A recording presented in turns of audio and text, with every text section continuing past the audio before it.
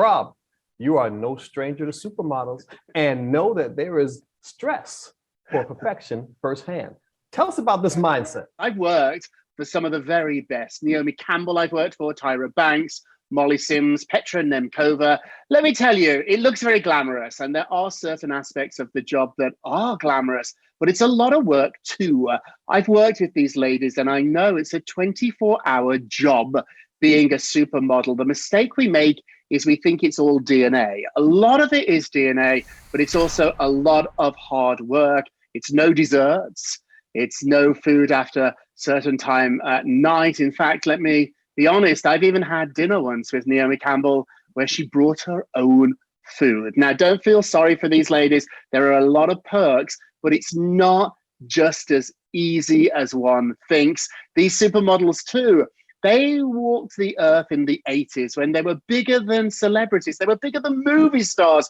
Vogue magazine didn't put celebrities on the cover until about the 90s, so it was all supermodels. They ran the world, and suddenly, like the rest of us, don't tell anybody, it's a little secret, we all age. And these ladies too had to figure out how to do that. And Rob, I mean, beyond models, you deal with a ton of celebrities across the board. And in general, they feel enormous pressure to look a certain way. They have to be ageless, if you will. Rob, who sticks out in your mind? Jessica Simpson I worked with for years. I love Jessica. Jessica Simpson has been very honest about her battles with weight and looking good. To squeeze into those Daisy Dukes on the Dukes of Hazzard was not natural for her. Her body is not that tiny. She had to practically starve herself to get them on. And then this is where the really sick things happen. The skinnier Jessica got, the more magazine covers she got too. So she was being rewarded for doing some really damaging stuff to her body. She's talked about this in her book. Another celebrity too, that I think everybody thinks jumps out of bed looking like she has that special glow, is Jennifer Lopez. I worked for J-Lo. In fact, I was silly enough to once go to the gym with Jennifer Lopez.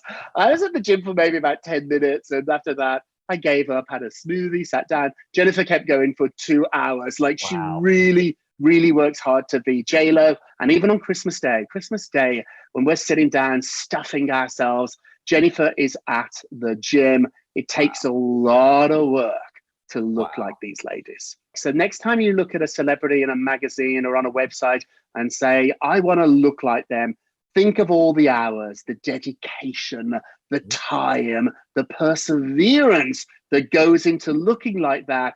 And then look at that slice of cake and ask yourself, what do you really want? And I think it's a really good question, because we're being honest on this show. This show is so honest. You know, we could, if we had time to do this, if we had 2 hours every day, 2 hours every day to work out, we could look like that too. Most people, though, you and I, we have jobs. I don't just have an extra 2 hours in the day. So it's moderation. It's figuring out how much exercise you want to do, you can do, and what results that's going to give you. Well, and they have nutritionists and cooks and all of that, psychologists on the payroll to help them be the best they can be. You know, God bless them. They're very fortunate. For the rest of us, we have to work a little bit harder. Takes a village, Doc. It does.